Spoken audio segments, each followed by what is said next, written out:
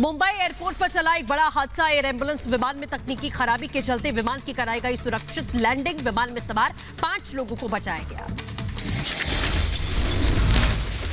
Remdesivir injection लेकर आ रहे विमान की ग्वालियर में क्रैश लैंडिंग। रात में लैंडिंग के दौरान फिसला प्लेन। कोरोना संकट के बीच में मध्य प्रदेश सरकार का स्टेट प्लेन रेमडेसिविर इंजेक्शन लेकर ग्वालियर आ रहा था। दोनों पायलट सुरक्षित हैं। दोनों को हल्की फुल्की चोटें आई।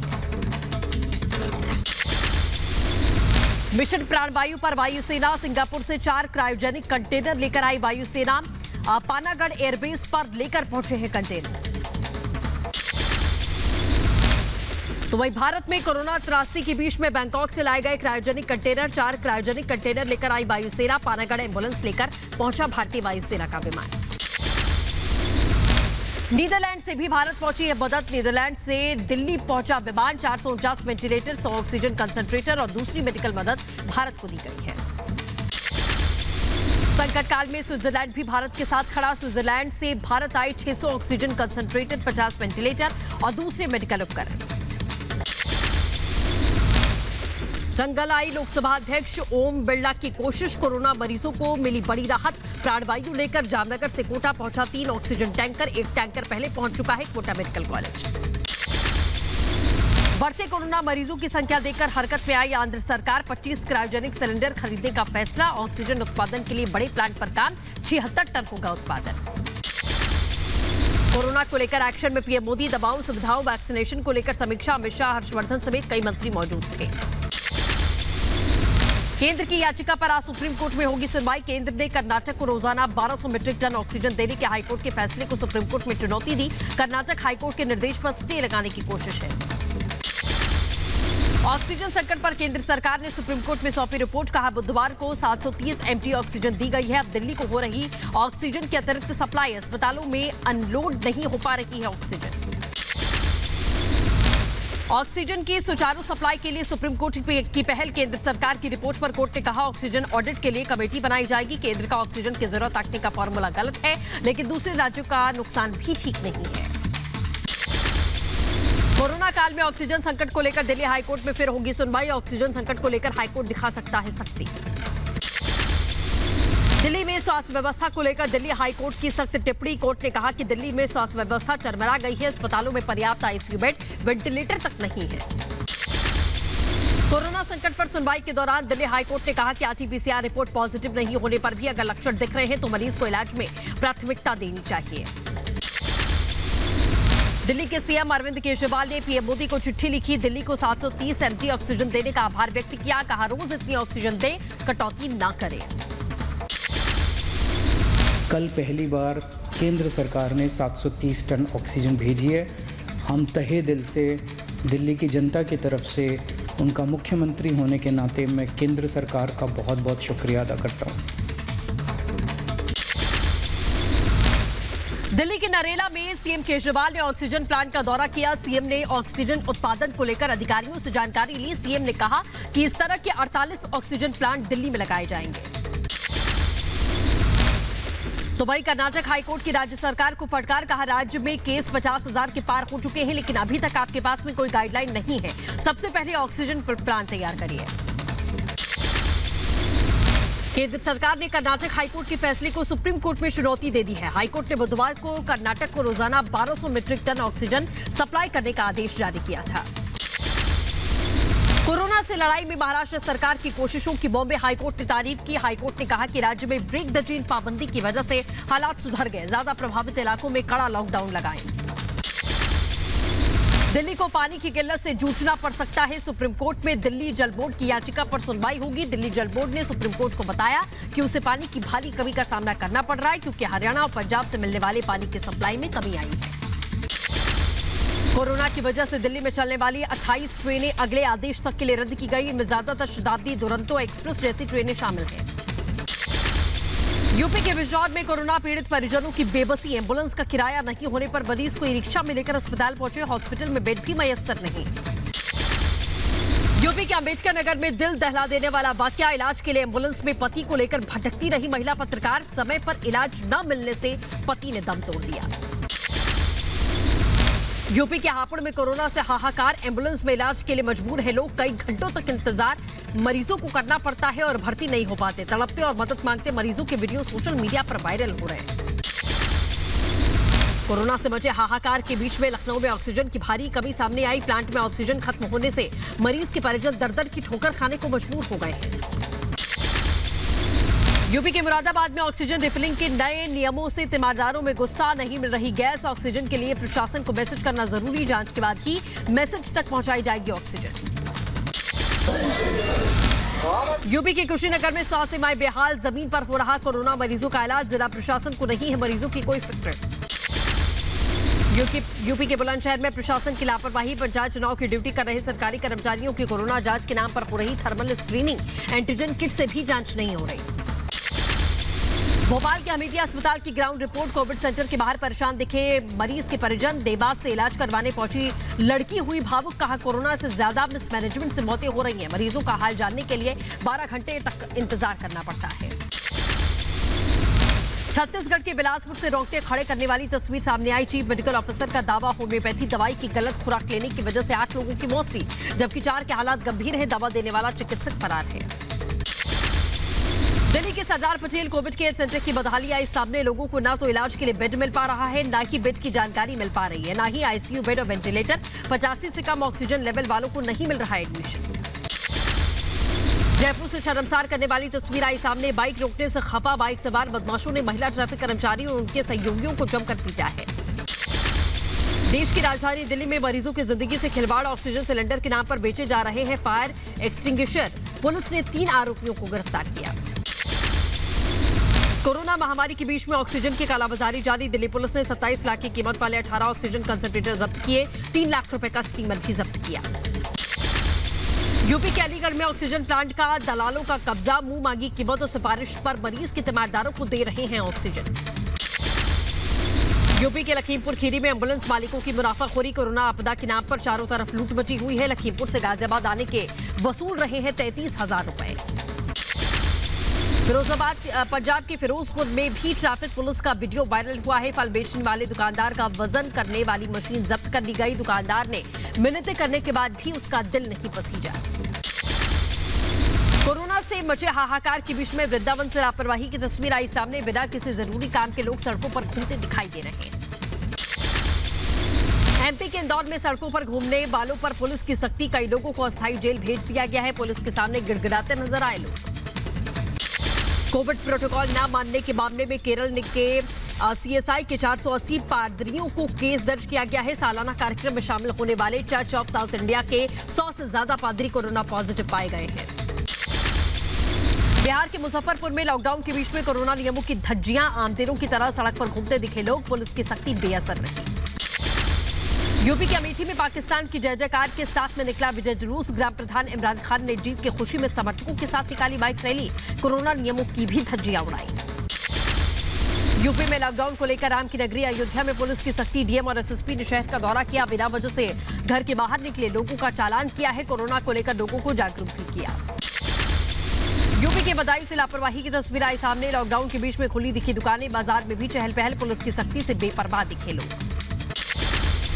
यूपी के बलिया में किन्नरों ने ऑटो की हवा निकालने पर मचाया उत्पात। पुलिस के खिलाफ में फूटा गुस्सा। करीब आधे घंटे तक किन्नरों ने हाई वोल्टेज ड्रामा किया। कहा लॉकडाउन से हालात खराब हैं। देश में कोरोना की चेन टूटने की उम्मीदों को लगा गहरा झटका। कोरोना मामलों ने एक बार फिर से रिकॉर्ड तोड़ा। 24 घंटे में 4,12,262 नए मामले। 3,980 मरीजों ने दम तोड़ा है।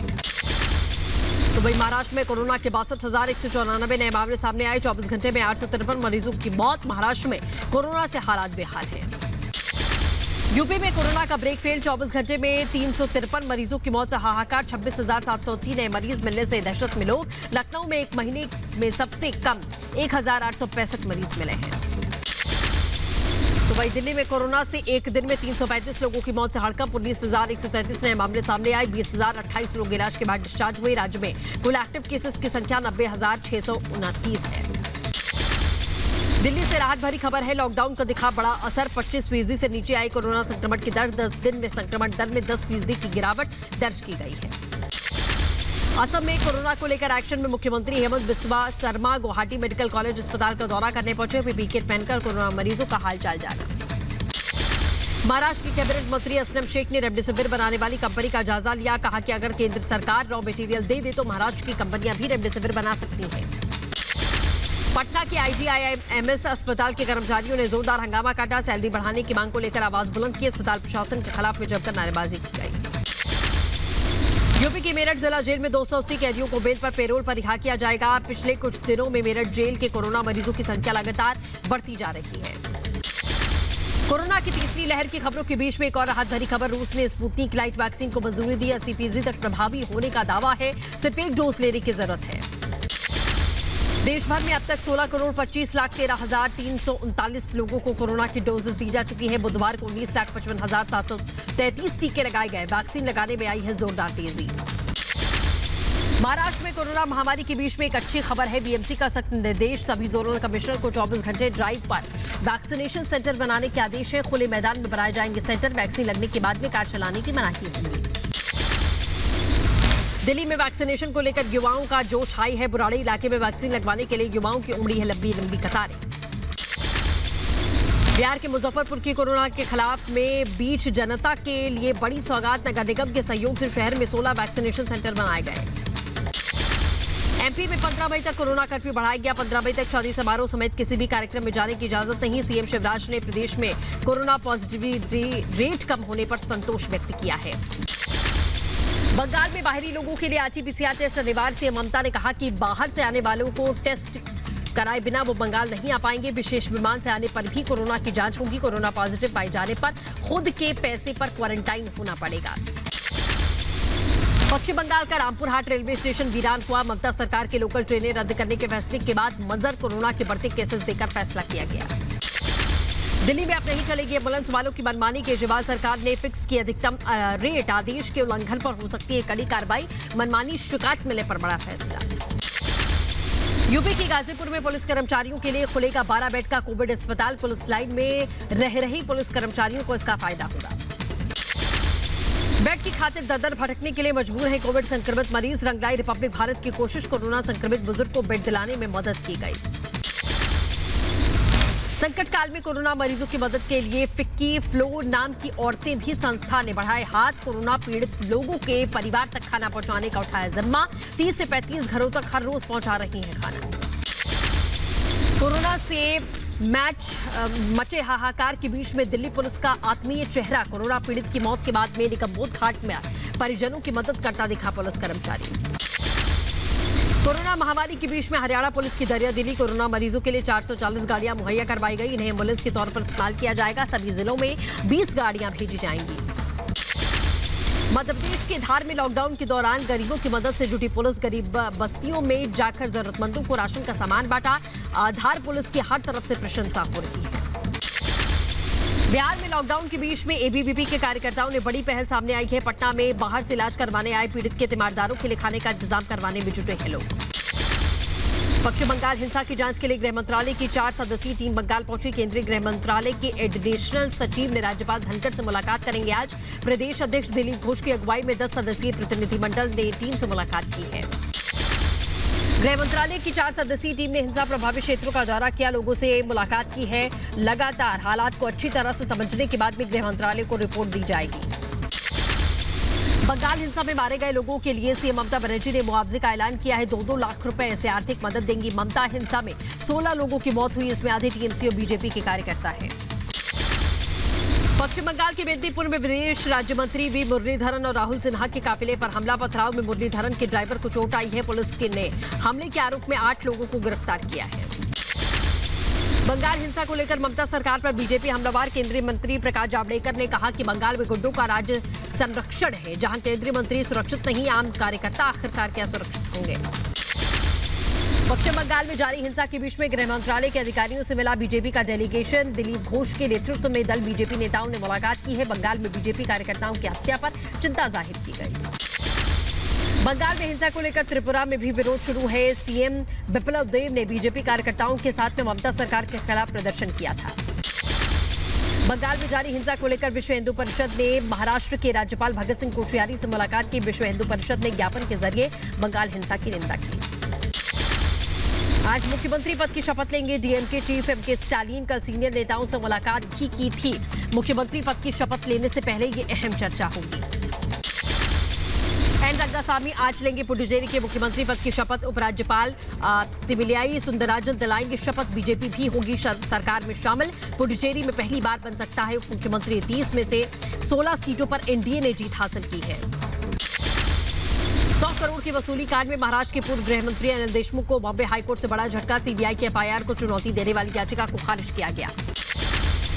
जम्मू कश्मीर के डोडा में आतंकी ठिकाने का भंडाफोड़। सुरक्षा बलों ने भारी मात्रा में हथियार और गोला बारूद जब्त किए। 2 कुकर में IT-2 पाइप बम के साथ में 5 किलो RDX बरामद किया गया। पेट्रोलियम क्षेत्र में उत्तराखंड और केंद्र सरकार में बड़ी डील हुई। सीएम तीरथ सिंह रावत और धर्मेंद्र प्रधान की मौजूदगी में 100 करोड़ के ज्ञापन पर हस्ताक्षर किए गए।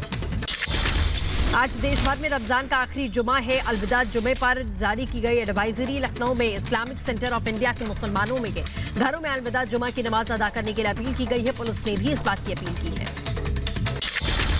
हमारे धर्मगुरुओं ने भी अनुरोध किया है कि बाकी सब लोग अपने घर पे सुरक्षित तरीके से नमाज अदा करें, खुद को भी सुरक्षित रखें और पूरे शहर को, प्रदेश को, देश को सुरक्षित रखने में अपना सहयोग करें।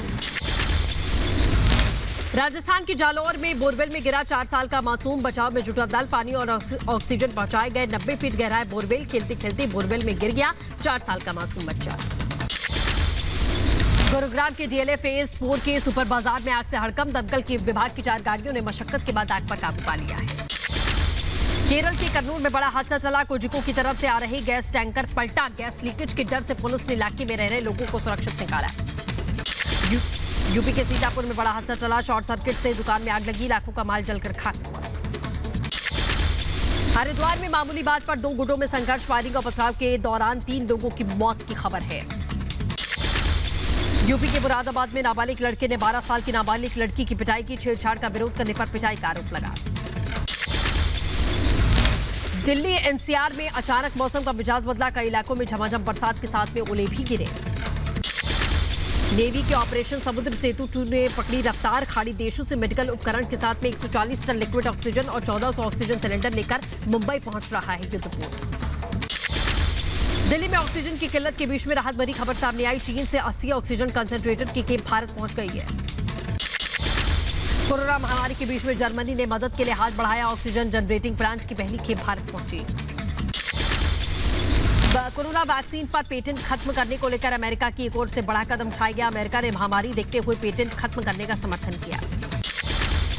पाकिस्तान के प्रधानमंत्री इमरान खान ने दूसरे देशों में बैठे पाकिस्तानी राजदूतों की जमकर खिंचाई की। कहा, भारतीय दूतावास के कर्मचारी ज्यादा सक्रिय और अपने नागरिकों का बेहतर सेवाएं देने वाले हैं।